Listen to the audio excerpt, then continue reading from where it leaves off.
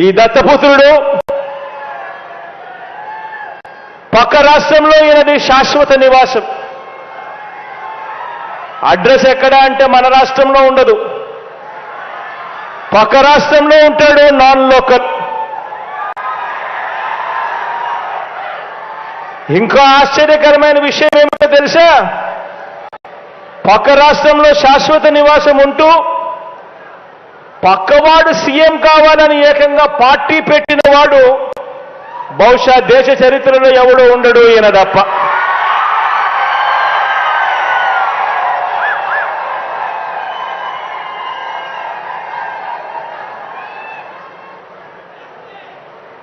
ఈ మనిషి బాబు ముఖ్యమంత్రి అయితే చాలు, అవే నాకు 100 కోట్లు అని, బాబు కోసమే తన జీవితం అని, అందుకు అంగీకరించని వారిని తన పార్టీలో కూడా ఉండకూడదు అని, ఈ విషయంలో వేరే అభిప్రాయం కూడా ఉండదు అని, తన పార్టీ నుంచి వాళ్ళు వెళ్ళిపోవచ్చు కావాలంటే అని చెప్పి కూడా తన సభల్లో ఉపన్యాసాలు ఇచ్చేవాడిని బహుశా ఎవరిని మనం చూసుంటాం, ఒక్క ఈయన తప్ప. ఈ దత్తపుత్రుడికి ఆ బాబు పొత్తులో ఎన్ని సీట్లు ఇచ్చినా ఓకే,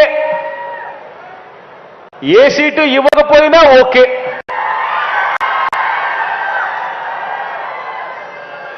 చిత్తం ప్రభు అనే త్యాగాల త్యాగరాజుని మాత్రం ఇప్పుడే ఈ దత్తపుత్రుల్లో మాత్రమే చూస్తాం.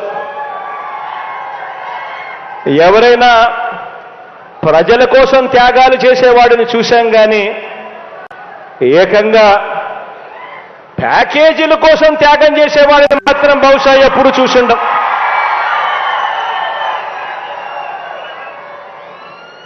ప్యాకేజీల కోసం తన వారిని త్యాగాలు చేసే ఈ త్యాగాల త్యాగరాజును మాత్రమే చూసింటాం.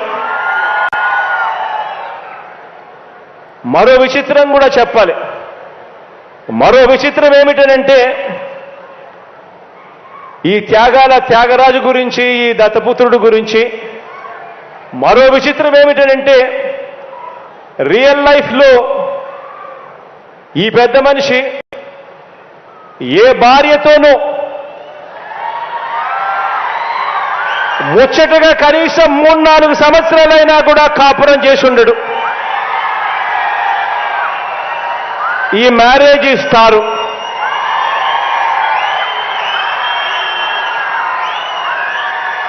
ఆడవాళ్ళను కేవలం ఆట వస్తువులుగా మాత్రమే చూస్తూ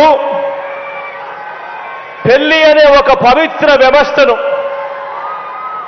పెళ్లి అనే ఒక పవిత్ర సాంప్రదాయాన్ని మంటగలుపుతూ 4 ఏళ్లకోసారి పెళ్లి చేసుకోవడం, మళ్ళీ విడాకులు ఇచ్చేసేయడం, మళ్ళీ పెళ్లి చేసుకోవడం, మళ్ళీ విడాకులు ఇచ్చేసేయడం,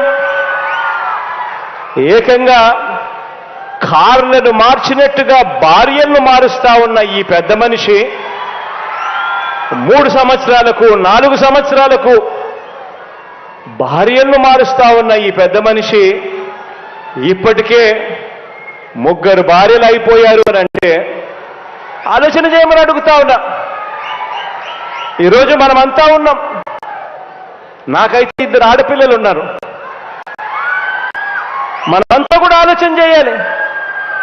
మనకు చెల్లెళ్ళు ఉన్నారు, మన ఇళ్లలో ఆడబిడ్డలు ఉన్నారు.